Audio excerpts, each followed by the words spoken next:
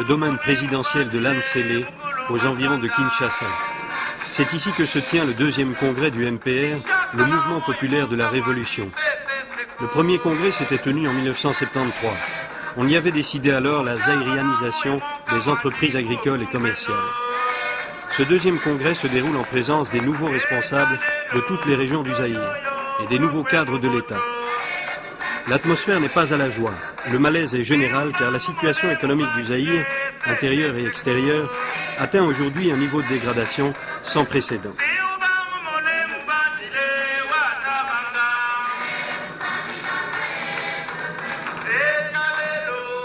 Le congrès du parti et surtout le discours du président fondateur doivent en principe combler le vide politique manifeste depuis plusieurs mois.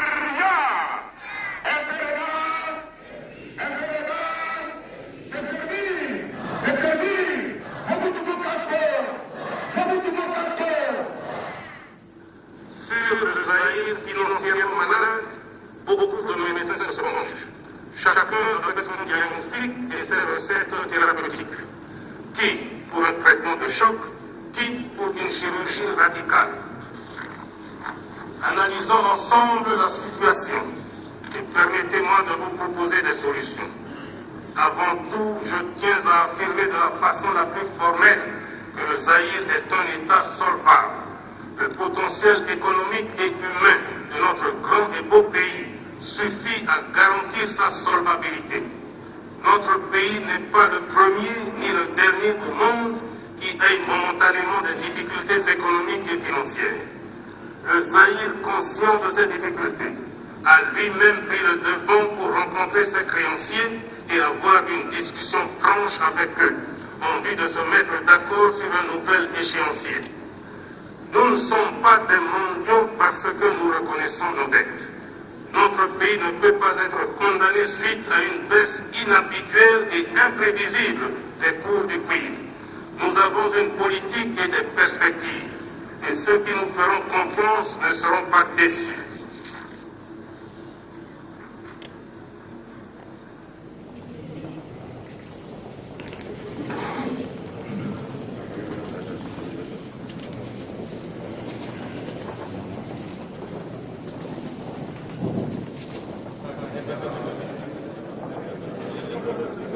Avec une dette extérieure d'environ 100 milliards de francs belges, le Zaïre est le pays le plus endetté d'Afrique. La crise économique, la chute des cours du cuivre, la dépendance de toute l'économie zaïroise à l'égard du secteur minier d'exportation, voilà autant de facteurs, mais qui n'expliquent pas tout. Par exemple, l'effondrement de la production agricole. Le président Mobutu a donc fait pour le Congrès une critique sévère de sa propre gestion. Et puis, ajouter à cela la mauvaise gestion qu'on peut par-ci, par-là constater, puis profitant du deuxième congrès ordinaire du MPR, il était de mon devoir de chef, parce que d'habitude, voyez-vous, que ce soit chez vous, vous avez combien de partis politiques, certains dirigeants de partis profitent des congrès pour flatter les congressistes pour une reconduction de leur mandat. Ce n'est ni mon genre, ni mon caractère. Moi, je dois toujours, en tant que chef, faire le diagnostic d'une manière honnête, dénoncer ce qui ne va pas, tant le chef de mes collaborateurs, tant le chef même du peuple. Là, si on n'est pas d'accord avec moi, je ne peux pas hésiter à rendre le tablier, si vous voulez cette expression. Vous avez parlé C'est l'ensemble de cela que j'appelle le mal zaïrois.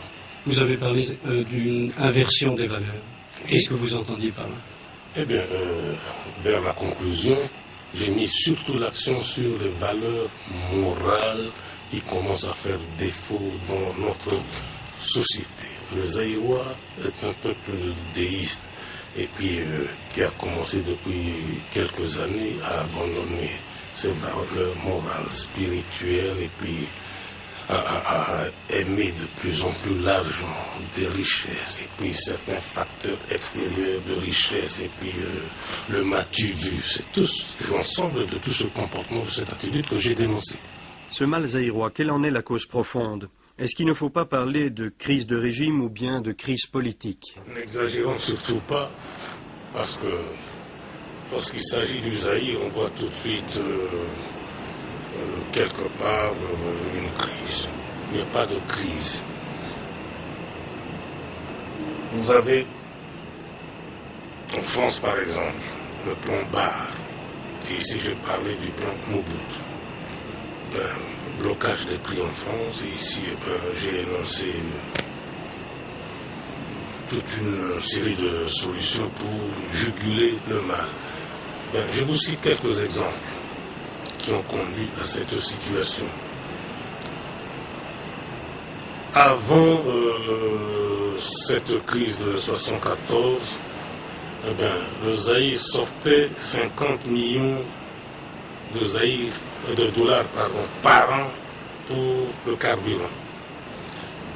Ce chiffre est à multiplier par 4,5 aujourd'hui. Avant 1974, la tonne de cuivre nous rapportait 120, voire même 130 000 francs belges la tonne. Aujourd'hui même où nous parlons, il est à 41 000. Je ne peux pas vous parler du cobalt, du diamant, de tous nos produits d'exportation. C'est l'ensemble de cela et j'ai toujours eu le courage de dire à mon peuple très ouvertement, très honnêtement, ce qui ne va pas.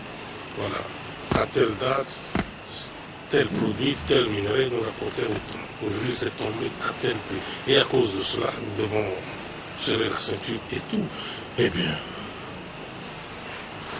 dans les cas, vous avez ceux qui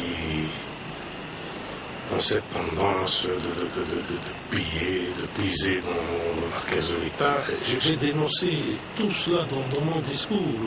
Ceux qui détournent, ceux qui font le commerce, ceux qui utilisent leur poste de responsabilité pour essayer d'extorquer l'argent au peuple. Tout ça a été dénoncé. C'est ça le mal. Ça n'a rien à voir avec une crise. Mais même dans l'affaire du Chabat, on ne pouvait pas parler de crise. Pourquoi? Parce que voici ce qui s'est passé en Angola. L'Angola avait trompé certaines puissances dont je tairai volontairement le nom en disant ça va mal au Zaïre, il suffit d'une petite action et le régime s'écroule comme un château de cartes. C'est le contraire qu'on a vu. Vous avez suivi depuis votre pays, la Belgique, l'unanimité de mon peuple dans l'action autour du chef de l'État. J'ai quitté pendant 35 jours mon pays pour le Chabat.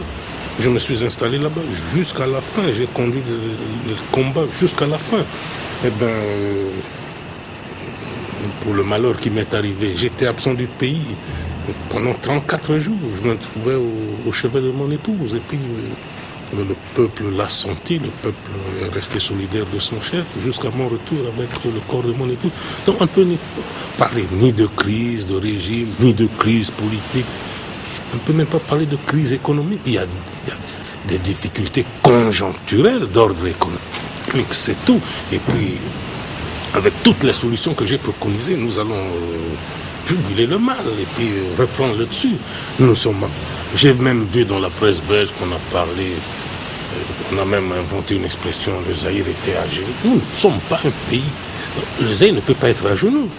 Nous ne sommes pas dans le peloton de tête, même connaissant passagèrement des difficultés d'ordre économique et financier, c'est tout.